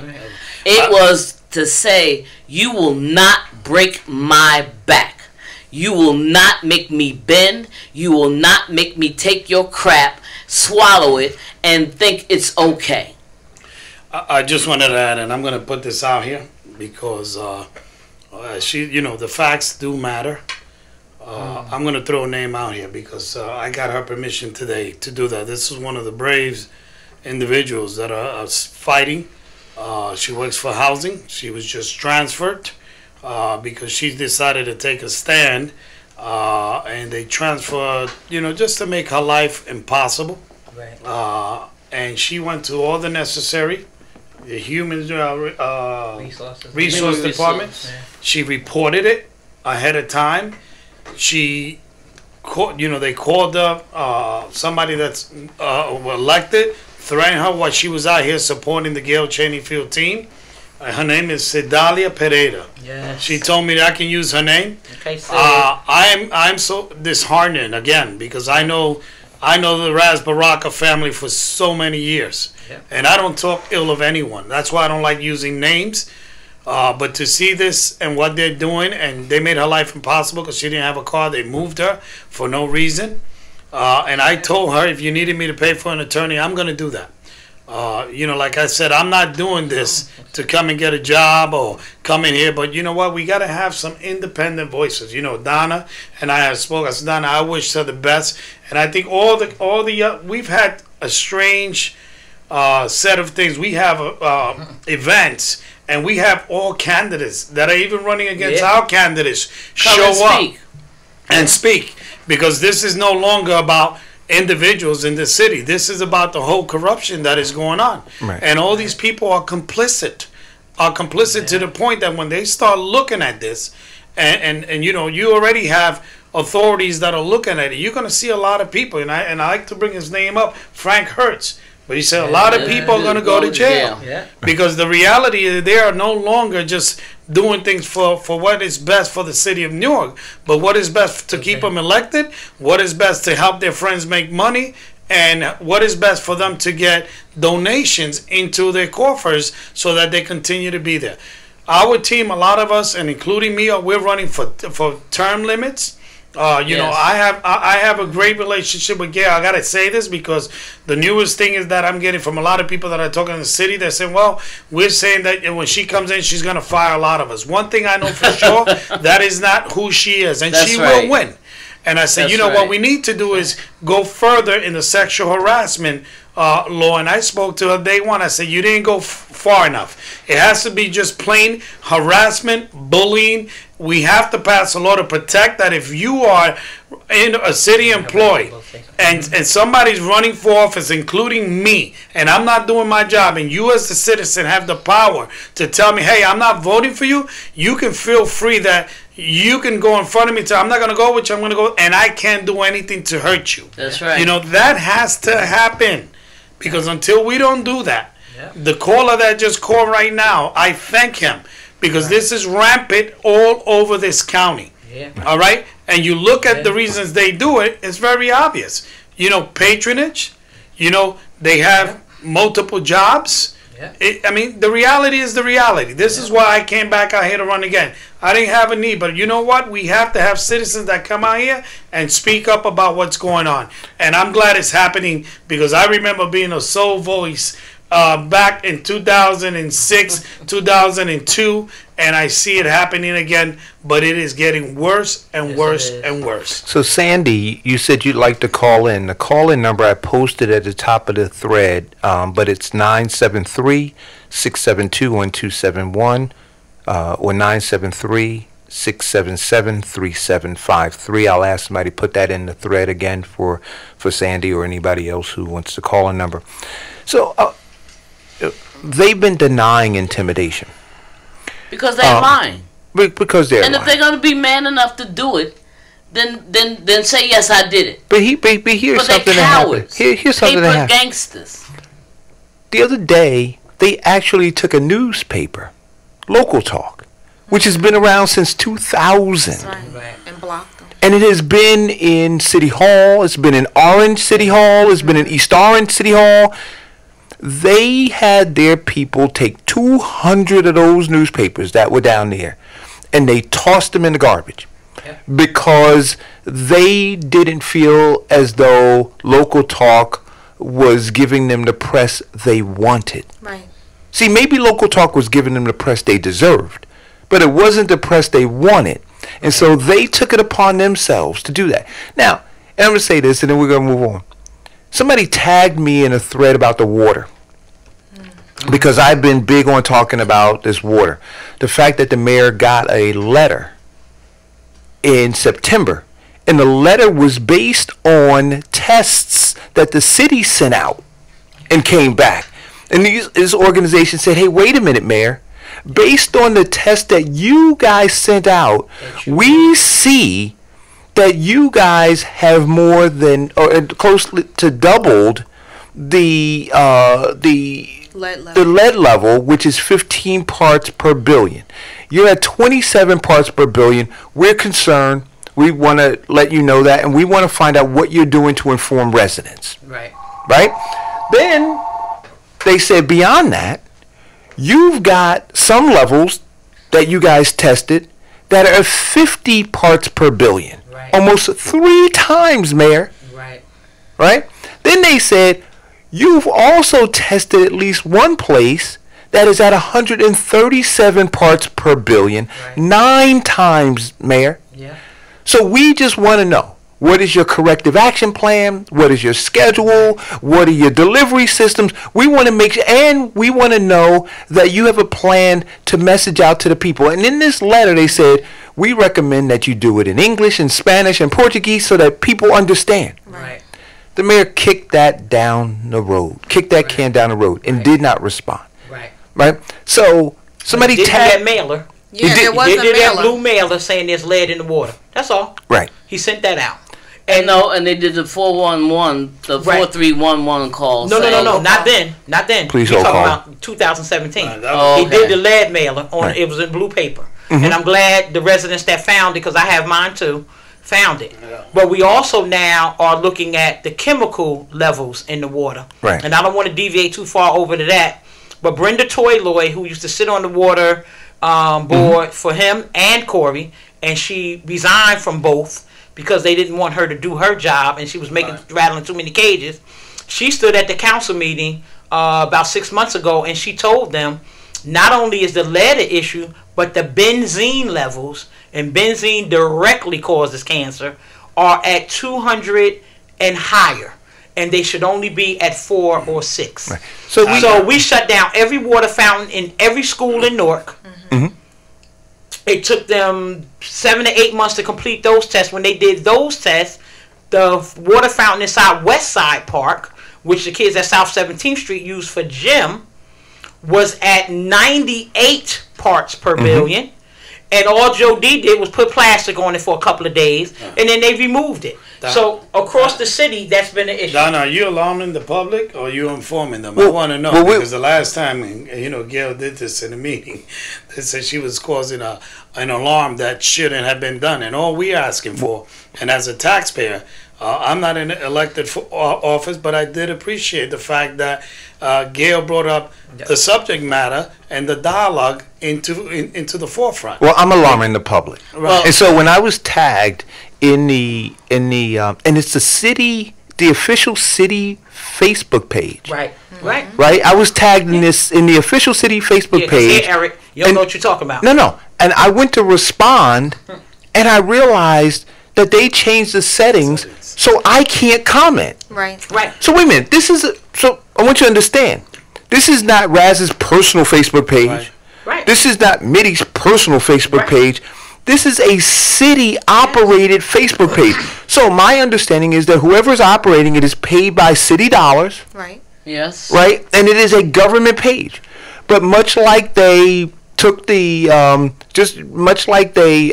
they malign Tap Into, because Tap Into is not on Team Baraka. Not praising them. Right? They threw the papers away for local talk, right? And then they decide that they can block whoever they want to from a city-owned and operated Facebook page. Well, he's doing the same thing that Trump has done with the news media, stating that CNN is fake news and all these other legitimate news medias are fake, and then putting out his own information, because people believe if you say it long enough, people will believe it, whether it's true or not. And the sad part about it is, why wouldn't you want to admit that there is some issue and address it?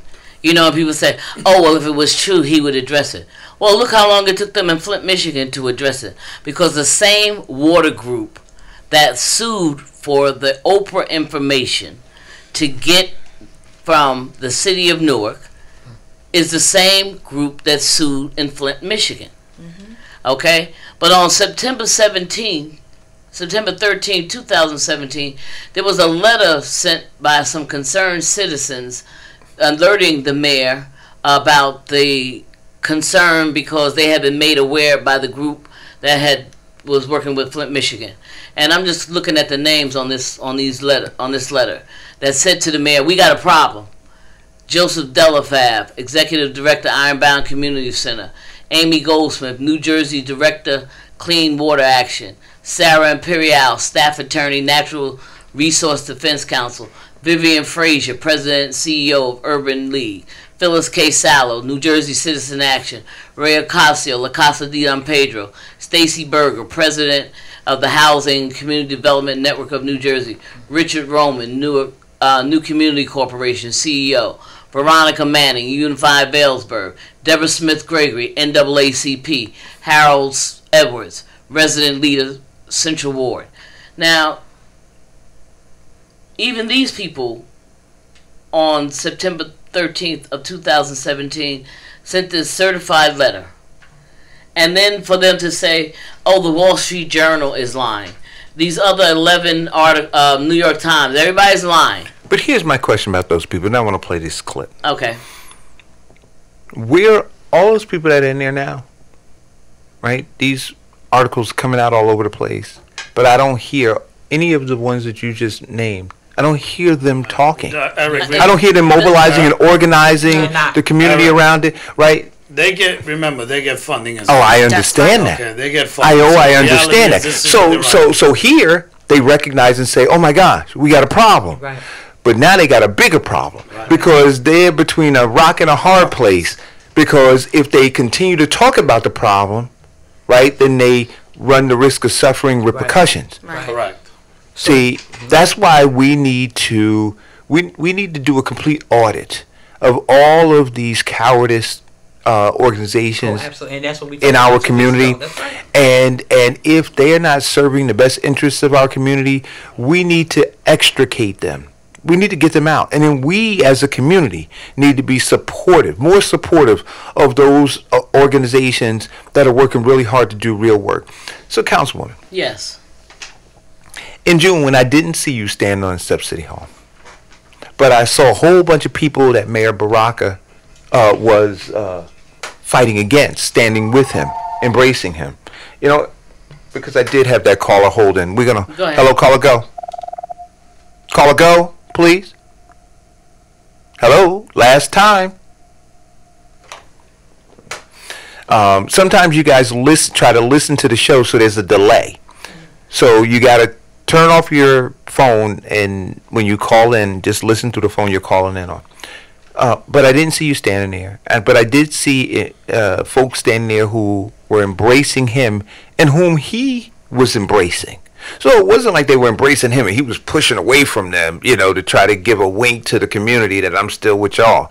He literally, both hands wrapped around all of them. Oh. And so I thought about it in the fights and the battles that you guys have been having, you have been having in terms of his decision regarding the street sweepers, the health insurance, you bringing out the sexual harassment claims, and the other numerous lawsuits, and the numerous lawsuits, all those things, abuse of power, and how this administration has gone awry. And Donna, I listened to you talk about how the mayor should have widened his circle of people so he could understand how to deal with the Port Authority and the councilwoman's legislative background. And these are words that came from the mayor. Newark is at a crossroads, a very difficult period in her history. And I need Gail Cheneyfield Jenkins because she has the experience necessary to help us move the city forward. Over 4,000 Central Ward residents said that you wanted change. You said you want safer streets. You said you want recreation for your youth. You said that you want better housing availability. You said that you want your senior citizens to be looked after in their golden years. You said you want more accountability from your leadership. Our job is not finished yet. On June 10th, we need you to go out and vote for Gail Cheneyfield Jenkins to be our Central Ward Councilwoman. Keep believing. So, back then, he praised your legislative experience. He said he needed you. He needed you. And so in those critical moments, in those critical meetings, Donna, those negotiations where he didn't have the circle of experience and expertise. But that's why we're getting nothing. And I'll give you 30 more seconds to frame it, right? Because I know you got a woo-saw. Because this hurtful.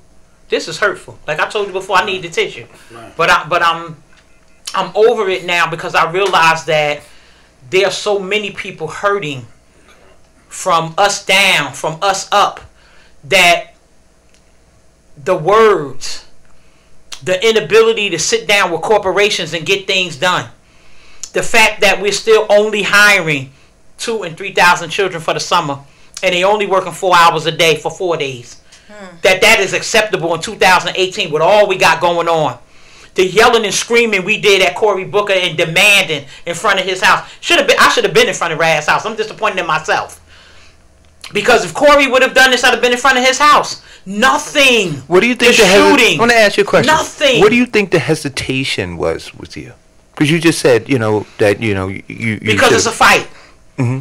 Because the people on his side, they don't understand how to meet in that middle. And it's a battle now to have a conversation with them because it's their way. It's all down, and all down. Did you try to sit down with them for what? What I need to talk to him for? He not talking to regular people. They disrespect people that they make appointments for. They had a couple of imams sitting down there at one time, 3-4 hours. Like, who y'all think y'all are? Like, you not Donald Trump. I mean, you acting like him. But how dare you give somebody an appointment for 1 o'clock and then not show up? People in the community coming in with their programs. And there's one thing for sure about him. I remember the young man from the South Ward had the South Ward Reads program, but it wasn't just for the South Ward. And he met with Raz as councilman.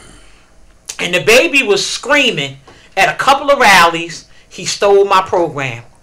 And in the beginning, you're looking at him, you're like, come on, bro, we just doing this. But then when he came to the second one and the third one, I'm like, come on now. A person doesn't put that much energy into this. And the baby was saying, I presented this to him as a reading program, and he took it and called it his own. And when you don't have the fortitude to acknowledge a person for what they've poured into it, when you don't have the strength and the love in your heart for people and to embrace us all, good, bad, and indifferent, and try to make this thing work after all the shaking, booming. The rallies we used to bring people in, the shooters, the members, the street people, the grandmas, everybody was coming out. It was a circle where nothing was going to happen. We then went out and started doing prayer on the street. That was another arm of our organization, not the anti-violence, but we needed some prayer. Donna, So, I just want to say that's exactly the apathy that voters have. You keep voting people that you think are gonna be sympathetic, have empathy and love for the people of the city of Newark. you know, it's not there. It's non-existent right now for people. And like you said, you know it. Gail knows it. We've been north, east, south, west. We're knocking on doors and realizing that, you know, and I said this, you know, they want to say they're moving left, right, every which way but up for the people of the city of New York. You know, and it's, again, they're distorting the message, trying to tell everybody they're doing well, but the reality is you got families, some who are 3 generations living together in a 2-bedroom apartment with 6 and 8 people, just so that they can pay the rent or decide that they can have to pay the light or you know, just getting food in there. This is the reality of what's going on in this city. So you got people that are coming and say, oh yeah, we want to invest, but it ain't for the people that are here in the city of New York. That's right. You know, I had a responsibility. You know, I've been very fortunate. Like I said, you know, I went into the police department at a very young age, and I thank Mayor Sharp James for the fact that he created a law that said you had to be a resident of the city of New York. In order for you to apply. That's even gone. I don't know if you know this, but they removed that law now. It's open to the county. So the reality is it's kind of tough for the kids of New York to compete, to get a job that pays you where you can sustain your family and you can even, you know, extend the family, because I was able to, you know, have funding to send kids to, my kids to college. You understand? And this is all gone. It's out the window, and you can't even have a dialogue with this administration or anybody else, because at the end of the day, their mission is to do what they're doing, to empower themselves, to look at the next goal that they have, and their friends and their family, and to say, where are we going? Not everybody has a hope. Everybody else is going to stay behind, and the reality is that I know I got here late, but the reality is most people here in another 10 to 15 years won't be able to live in Newark. They're going to be out of here. This will be another Harlem. It'll be another, you know, Hoboken, Jersey City. You don't have to look far. It's here. It's happening. And I hate to say it's not going to be 10 to 15 years. It's not. No, it won't be that. People are running out of here by leaps and bounds. And I want to close it with this. I want to close it with this, because the taxes is something that actually affects everything. So, you know, they're saying that they don't have the adequate people to do the code enforcement, to check. How are you going to check if people are raising their rents anyway? You could pass a law all you want. If you don't have teeth behind that law, people who are knowledgeable to go out there and enforce that law, it's not going to work. So you raise the taxes because you're giving away half of the land, half of everything away to, you know, people on a hope and a dream that you're going to get something in return without having it in writing. At the end of the day, they're going to raise the rents. The people that are here are not going to be able to afford it. They're going to be forced out. So, you know, the last person that I would think that would be contributing to this would be Raz Barak. Absolutely. That is the last person. I run back 25 years, 28 years with him. When he wasn't even popular, or wasn't popular to bring him to the North Ward, I brought him there. When we fought for him to get myself and I believe Betsy, with the next highest voter, that law that he got to pass, in reality, I brought that up because I was like, wait a minute. What about the citizens? When do we respect them? And you see that, I guess I'm living in a crazy world, because I believe in the right of the person that, you know, you don't put leaders, like I said, up there that think they're leaders because they're the ones that people have to follow. The fact is the people that lead this city and that own this city and this town are the residents that vote, and you have to listen to them. And if every one of them is saying something is wrong, something is definitely wrong. Absolutely. And we have to change it. I hesitated, and Donna, you're right, I had to do a woosah moment with that tape that you played for a couple of reasons. Number one, when the Council of Elders put together the slate for Raz Baraka's team, Raz didn't originally want me on that slate. But he and I sat down after the Council of Elders said she's running in an essential war, so you might as well speak to her. Call her, please hold. And we did. Please hold. We spoke. And I am one of those people, like so many others, I truly believed. I really did. You know, people get mad when I say that, but I believed that he was going to put the best and the brightest in office. Right. I thought that we were going to not repeat the mistakes of the past. I thought that we were going to learn from not oppressing people, but giving people the ability to freely think and flow and contribute to the city. And when I hear his workers saying, "Oh, there was a runoff, so he had to go back and save Gail," and I'm saying to myself, well, first of all, Gail Chaneyfield Jenkins came to the table not as a poor bride. I brought name recognition to the slate, I brought votes to the slate, and I brought money to the slate. But most importantly, I worked my behind off to make sure that everybody on the team, I pushed the team, all right? And so there was a 500 vote difference between me and the incumbent at the time, Darren Sharif. There were 8 people running for Central Ward. So if there was a 500 vote difference during the election for the municipal runoff, there was no way that out of the remaining 6 people, if you were running against Darren, that you were going to have your supporters then go behind Darren and support him. Because that's why you ran. Because you were not pleased with Darren. So Gail Chaneyfield Jenkins, yes, Mitty became my campaign manager at that point in time. We bought the momentum, but the momentum was going to be there. Statistically, when you have an incumbent in a runoff, that incumbent I can't even think of one incumbent who has one that was in a runoff. Okay, except for when there was the at-large candidates, and this is something that people need to understand. When we look at the at-large race in 2014, the top 2 that were voted in that had 50% plus 1 votes automatically pull in the other 2. And why do I say that?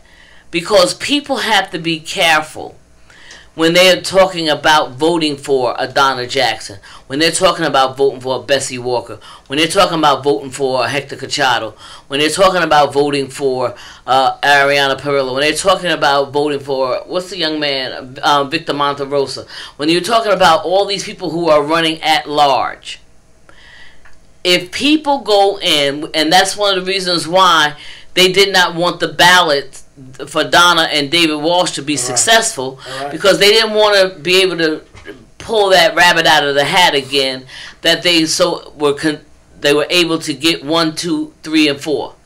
But they're cutting their own people up. You don't see Eddie Osborne stuff going out with them. You don't see Carlos Gonzalez stuff going out with them. So they've already made their deals as to who they're going to support and cut them off. But I'm saying that you have to understand that when you vote for those people who have been in office for years and they've not done anything for you in the last 20, 15, 12 years, 10 years, 5 years, 4 years, that to give them 4 more years is not going to make them do anything differently.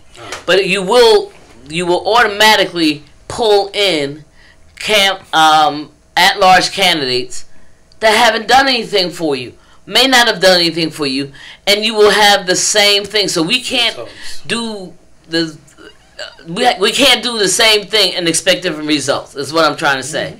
Plainly and simply, I am asking the citizens of Newark to pay attention and to vote for the candidate.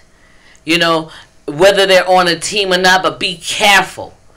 You have to make sure that you pull the lever for those who you know have done something for you, or you have faith that they are going to do something for you. Because if they haven't done it these last 4 years, if they haven't done it these last 8 years, if they haven't done, then they're just becoming career politicians. They're not going to change what they do. They're not going to make your life any better. And that's what this election is about. June 22nd started this election. It was saying you don't have to be on a team in order to run. It means that we have to educate our people. Just don't go down there and pull automatically everything for the team. All right. Can I just add to that? You know, and I don't know where it came from, you know, when people started, you know, putting themselves on a line, you know, bracketing. I'll be honest. Started with Cory Booker. Right. That should be illegal. I'll be honest. The fact that you can go in there and put yourself, and then you automatically bring 3 people up, you might maybe give a chance to the next person to be second, or the next person, it would have been Donna, or Wash, or somebody else. The fact that you get automatic line like that. But we can change that too. Along with looking at term limits, that's something else. So there should be a petition. Correct. The citizens should come together and put together a petition around these things. And this is my position, Donna, and I'm willing to partner with you on doing this and saying, look, we will not support and vote for any candidate who doesn't agree with term limits, who doesn't agree with non-bracketing, who doesn't agree with all these kinds of things. We just won't be supportive. Hold that one second. Hello, caller, go. Hello? Hello? Yes? Hi, my name is Sandy. Can I speak for a second? You got a second, Sandy. Okay, good. My experience I run a non-for-profit organization. I have 52 states to choose to do my charity work. About 9 years ago, I chose Newark because of the sad situation in the street. I was able to rent a house in Vermont Avenue in the West Ward, and it's a 10-bedroom house. I rent it from my brother who doesn't live in Newark. And because of the homelessness and the sad situation, I decided to renovate the house. I have proof for what I'm saying, if anybody want to challenge me. I have spent more than $75,000 to repair that house. I brought the gas from the street with my own money. I fixed that house, and then I started to take in the homeless women and the babies from the street. I have proof for all of this. How many babies? The women just knocked my door and I took them out. I brought food from Florida for these babies, and I never take a penny from the American government, from the city of Newark, or nobody. By my own time, and I have proof of all of this. Then my brother, who doesn't like black people, he said, he's Indian. He said not to do this, and I said, you have no choice because I already spent the money in the house. So he didn't pay the taxes. The house is 145 Vermont Avenue, Newark, New Jersey. He let the house go into foreclosure. I went to City Hall in 2014 or 15. I raised my hand and I won the house at the auction. I paid $9,000. I won the house at the auction. The day to close, $80,000 cash I'm going in to pay. City Hall, Adat Mohammed, they told me, oh, we can't sell you the house because we foreclosed on the wrong person. You want your money back? I said, no, take your time and foreclose. 2 years later, still holding my $9,000, and I'm in the house, and I'm still taking in all these homeless babies with kids by myself, and the little donors money I'm getting. And after then they said, oh, we can't sell you the house anymore because we can't get the proper paperwork. They gave me back my $9,000. One day, Code Investment come, board the house down, put all these women in the street with the kids, and lock all my stuff out. That's one. I didn't say nothing. Fine, it's their country, it's their people, they're the bully. I didn't say nothing. Now I bought a land in 748 South Orange Avenue. Sandy, you got about a minute. Okay. Go. $75,000 I paid for that land. I put a food truck. I was, for the whole year last year, serving the people free on the street of Orange. I have proof of this. Go on my website. I have clothing. I have containers of clothes to get the people free. I can supply free clothes and free food for the whole of Newark, New Jersey. Does any politician try to help? No. That's why I said they're big bad wolves. All the politicians. I don't care what they say. They're not there for the people. They're there with a suit and tie and sit in the office. They don't care for the normal people on the street. Thanks for the call. I have a food truck now, licensed, that I can feed the whole of Newark and clothe the whole of Newark. Which politician are interested in this? I'll challenge you. My number is there. It's calling. Call me if you people are interested. Thank you for the call, Sandy. So we got about 45 seconds. I just want to, you know what she said about that challenge? I would like to just say, actually, my water is going to be tested today by a private company, and I'm going to pay for that just to get the numbers that I suspect. And I want to ask the citizens to please challenge your government, challenge your elected officials, challenge them. Do not sit idly by and think you don't have a right to tell someone that you gave a vote to, or other people might have given a vote to, and they represent you, that you don't have a right to challenge them. And if this is one story of, right now we're in thousands of stories that you hear like this, abuse, and the way they talk to people. Here we spend all this time talking about the issue, not the results of how we fix it. Right. And that to me bothers me even more, that we're talking about, the symptom. I'm not saying what that's the cause. What's the actual thing? How do we fix you know what? And I thought about this, and we're going to wind down, and I'm going to play that clip of Raz again because I think it's important for people to hear it and to digest it. We could have taken this episode and talked about policy and position papers and platforms and all those things. But Hector, I think that what happens is this: when you're in a war, right, and you need to perform triage, you just need to tie the tourniquet, and then you figure out how to deal with the rest. And I think things right now are so very, very bad when we talk about at all levels in this administration, that if we don't simply say to people, they're not for you, they have no interest in providing resources for you. If you don't give folks that very simple, concise message, along with sharing their own personal experiences, because you could read these threads and people are saying, oh, this happened to me, oh, this happened to my grandmother, oh, this happened to my... So if to empathize with folks at this point, and then to drive them by saying, hey, look, you can take control. Right? You can go down your block, knock on every door, and tell them that there's an election.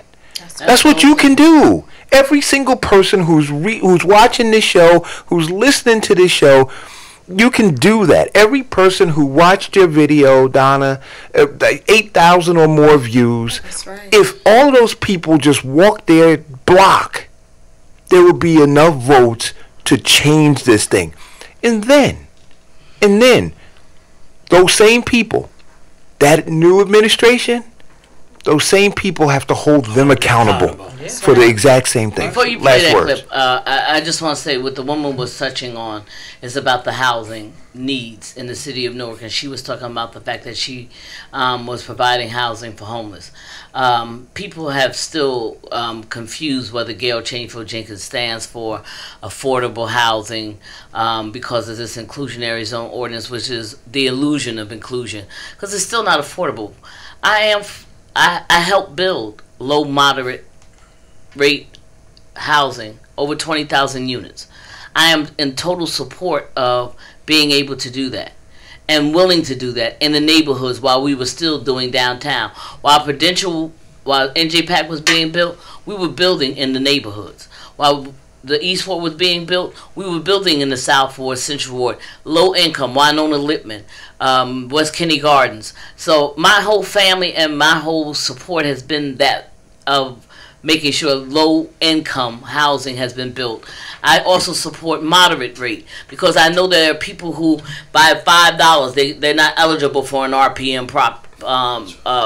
apartment. So we want to make sure that there is, I'm not supporting 1,000% market rate, but I know market rate is here. And we were working towards that goal to have some market rate come in.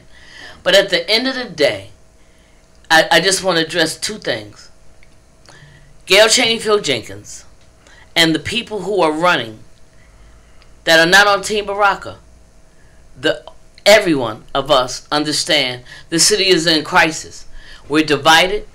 We're in pain. We have people who need help. And we're here to offer that help and assistance. All of us are going to gather around each other on May 9th and make sure that we start the healing process of a broken city. We're going to love Newark back to life. We're going to do it with integrity. We're going to come together, because what we're going to do is we're going to have real change. People have an opportunity to, they know what they have now, and they can't expect 4 more years of that and think that they're going to be able to survive in a decent and quality life. So many people have asked. I want to thank you, Councilwoman. I want to thank you, Donna. You know, and like I said, you know, I've given up my whole corporate life and have dedicated my my time and energies and resources to trying to improve the city I was born and raised in. So yes, you have. And any folks that I can partner with to do that, I'm willing to do. Hector Cachado, thank you for coming in. Diane L. Murray Clements, as always, I appreciate you. Yes. So this clip, again, I'm going to play it. I played it at the beginning of the show. And many people are asking, is this a self-fulfilling prophecy? Imbalances in this place. Being ruled by a king. Right. If you don't see that, then you're not awoke. We got a king downtown. A king. He wants to be the king. You got the English lost the war. We drove them over the seas a long time ago. He wants to be the monarch of this place. He wants to control the entire school system. He wants to control the police force by himself. No police chief, just him and his flunky. That's what he wants. He don't want a school board. He wants him and his flunky running the school board. He wants to privatize the water. He wants to raise your taxes and make you pay, because there's urbanites saying you don't pay enough when most of you pay all of the time and too much. That's what he want to say. He want to do this and beat up our families and beat up our families until we get out of here so they can come and take it from us. But not on my watch. So whatever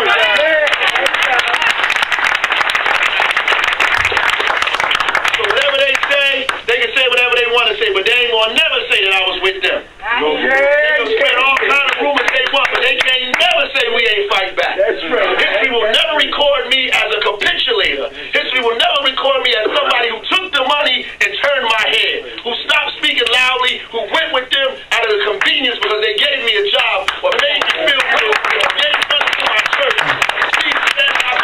They'll never be able to say that about me. Until the last days of my life, history will always say I was opposed to these people to the very end, and I'm.